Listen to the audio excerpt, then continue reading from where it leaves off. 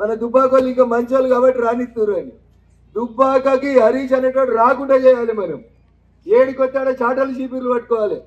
అరే నా ఏళ్ళ నీకు గుర్తుంటే కోమటి చెరువుకి 100 కోట్లు వంచబోయినాడు. ఎన్ని వంచబోయిండు?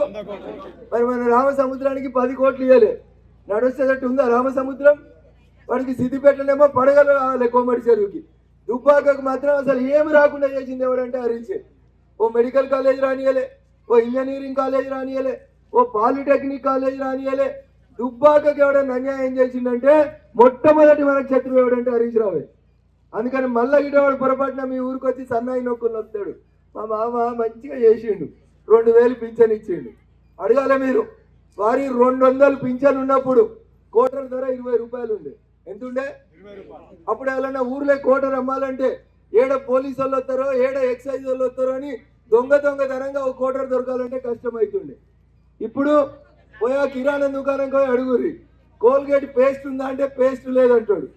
కందిపప్పు ఉందా అంటే కందిపప్పు ఉండేది. కానీ పొద్దుగా లేవగానే 6 గంటలకు దుకాణం తీయగానే ఉన్నాయా? పెద్దవి కూడా ఉన్నాయా? అది ఏదంటే అవి దొరుకుతున్నాయి. ఇగో ఇది వాళ్ళ మామ చేసినటువంటి డెవలప్మెంట్.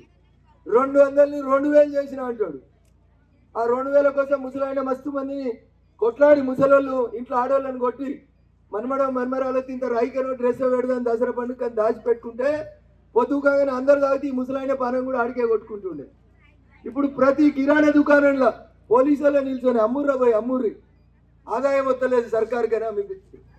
ఇంతకంటే సిగ్గుమాలిన ప్రభుత్వం ఇంకొకటి లేదు. వాళ్ళ మామకి ఇవి ఇష్టమని మనందరికీ కూడా అవే అలవాటు చేసేటువంటి కార్యక్రమం పెట్టి.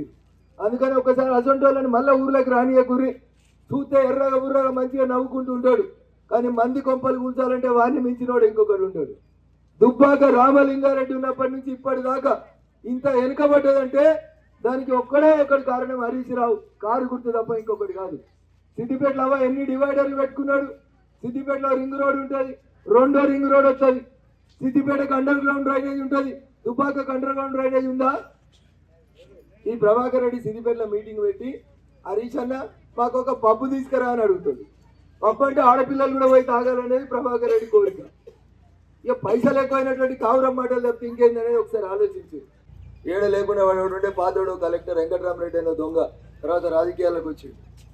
ఏ ఊర్లో కూడా డబుల్ బెడ్రూమ్లు ఎవరి వాళ్ళకి ఇవ్వలే. ఒక్క మీ ఊర్లోనే డబుల్ బెడ్రూమ్లు ఎవరి వాళ్ళకి ఇచ్చిండు. ఎందుకంటే వీడిని పైసలు ఇచ్చిండు, వాడిని పైసలు తీసుకున్నాడు. తర్వాత వాడు కలెక్టర్ గోలుకి రాజీనామా చేసిండు. ఈ 20 ఇండ్లు ఏవైతే లక్ష రూపాయలు తీసుకుని 20 ఇండ్లు కట్టిస్తా అని మీ పాత కౌన్సిలర్ చేసిండో దొంగతనం, దాంట్లోకి వచ్చిన పైసలే ఇప్పుడు మీకు ఇస్తా ఉన్నాడు.